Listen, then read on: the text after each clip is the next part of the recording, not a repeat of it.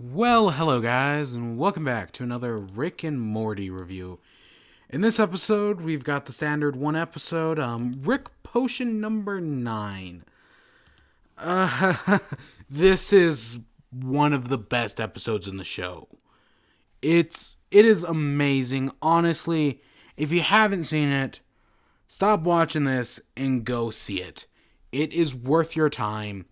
It is an amazing episode. Okay, let me just say that it's one of the best episodes the show has produced. Oh my! I'm gonna sing its praises, right? So yeah, so it starts off. Morty's at school, right? Just doing your standard school stuff, right? He goes to they're having this whole flu season dance, right, to spread awareness and all that jazz. And he goes to talk to Jessica, but instead gets interrupted and basically gets shrugged off. He goes home to talk to his dad, asking him for help. But instead his dad, because his parents are on a basically shotgun wedding because he got Beth pregnant. So Rick comes in and is like, "Oh yeah, you tell your son about how you banged my daughter, right?" Yeah, it's it's what you'd expect, but this is one of the best quotes, right? And I actually wrote this down.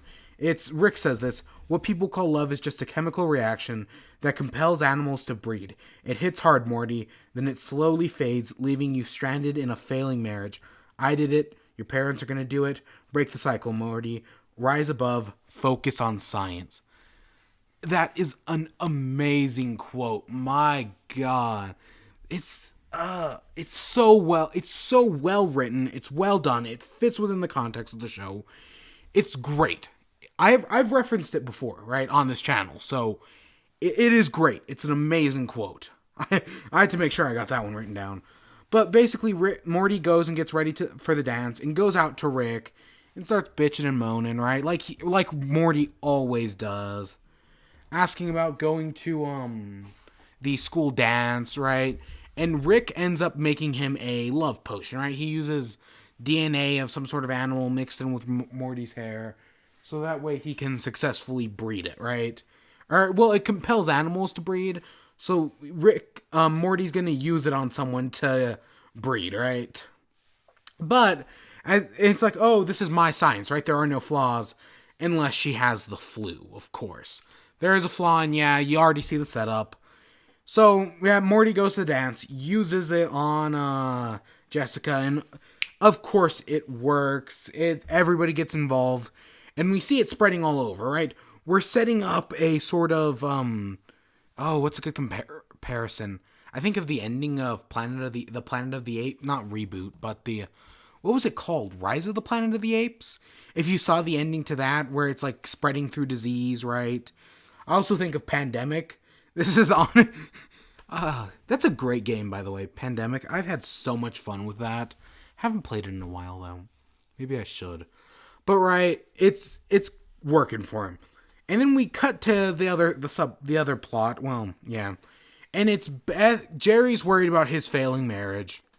Beth, won't say she loves him, but implying that there is love there. And eventually, Rick confronts him. And is like, "Oh yeah, no, your marriage is screwed. She's banging Davin, who is someone at the hospital or something." So Jerry goes in to check up on her. Because, yeah, no, their marriage is falling apart, clearly, right? And we've seen this set up for the past few episodes. So, yeah, of course, right? It's been built up to this point, right? And then we cut back to Morty at the dance, which I love Morty, and hopefully he loves me, right? It's as everybody's ganging in on him. It's great. It's well done. It's funny. This episode is so funny. Just constant joke after joke, all hitting. So well done, right? So eventually Rick comes in because he finds out that it's a flu dance and saves Morty and is like, "Oh, I've got the cure, right? I'm gonna create a cure using praying mantis DNA, right? Because praying mantises are the opposite. they mate once and then eat their companion. So they spread the cure around, and nope, it all of a sudden mutates people into half human, half prey mantis beings, which is just a start of all the creative imagery in this episode. My God, does this episode get creative, right? So we cut back to Jerry, who is he's got on his way to see his wife. All of a sudden, all the people start turning into prey mantises, right? And he goes from being right, we all know Jerry is the idiot, right? He's been established as the idiot, one of the dumbest beings ever, and now he's becoming the badass. They're doing role reversal, and it works really well, right? We also see Summer being attacked by all the prey mantis people, and she's able to escape, right? So we see Beth and Davin, and yeah, Davin is trying to bang Beth. It's very, very obvious. But then he gets infected as well. We get some really creepy questions before Jerry breaks in, Mr. Crowbar, and this is my friend, the Crowbar, killing Davin, right? Because he's now the badass. And kind of in the process saving his marriage, right? Because now he's the badass, right? He's still an idiot, but he's a badass idiot. And that's what counts, right? So we see the antidote being, Rick creates an antidote using a combination of chimpanzee, dinosaur, and just a load of other crap, right? Because, oh, this is going to work. This is the ultimate combination, right? This somehow equals humans. And yeah, for a second it does. Everybody turns back into human. And then he Cronenbergs the world. This is where the creative imagery in this episode really shines, right? We see the whole world is, right, it's fucked, right? This is the world is dying, quote unquote. Right? And it just gets creative. All these Cronenberg monsters, they all keep within like a certain style, but they're all a little different, right? And it's just creative. It's so well done. They really take advantage of the animation in this episode. It's great, right? So then we cut back to Beth and Jerry, who he's got this armored vehicle now, right, with barbed wires and basically something out of like Dead Rising 3. Or did Dead Rising 4 have vehicles? Whatever. But right, they're badass, right? They're kicking ass. They eventually find Summer because basically anybody who's related to Morty isn't affected by it, right? So we see Rick and Morty looking over the dying world and how, oh, we've screwed up, or they're blaming each other, right? They get into this argument, but Rick's like, I have an idea. I think I can create a solution. Boom, we cut. We see all of a sudden the world is normal again. We see a newspaper that he's uncronenberged the world. And yeah, he goes to finish up on they get back. And at the beginning of the episode, he asks for a screwdriver. So now he gets the screwdriver. And he finishes his ionic defibrillator just for it to explode, killing both of them. A portal opens up and Rick and Morty walk out. Yep. This is okay. So the episode up to this point is really good, right? It's really funny. It's really interesting, creative visuals. This is where it takes the turn that takes it from a great episode to an amazing episode. Because now they've walked into a world in which Rick was able to fix the Cronenberg, but they also died. They only get a few of these. Rick has clearly done this before. It's fucked up. Oh my God. But it's so well done.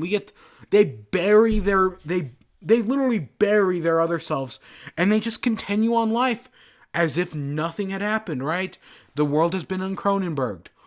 We get some music. It's so well done. My God.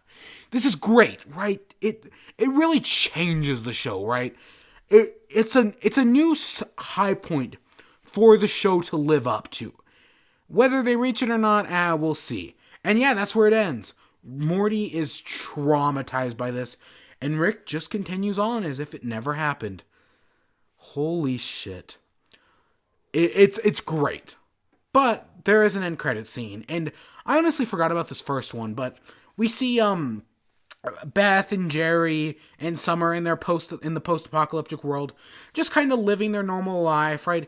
Everything's great. Rick and Morty have disappeared. Well, it's not great, but right, they're moving on. Beth and Jerry's marriage has been saved, And yeah, and they're like, do you ever wonder what happened to Rick and Morty? And it's like, yeah, but, I'm kind of glad they're gone, right? They're happy. It's basically a reverse Mira Nikki, if that makes any sense. God. And then the other scene is that we see a Cronenberg Rick and Morty from a Cronenberg world where they're uncronenberged their world. Right? So it's just, oh, this world is normal to them, right? And yeah, and that's where it ends. It's again, go see it. Oh my god, it's amazing. I don't even know why you've stuck around this long. Just go watch it. But I hope you all enjoyed. Stay tuned for more. Until next time, peace.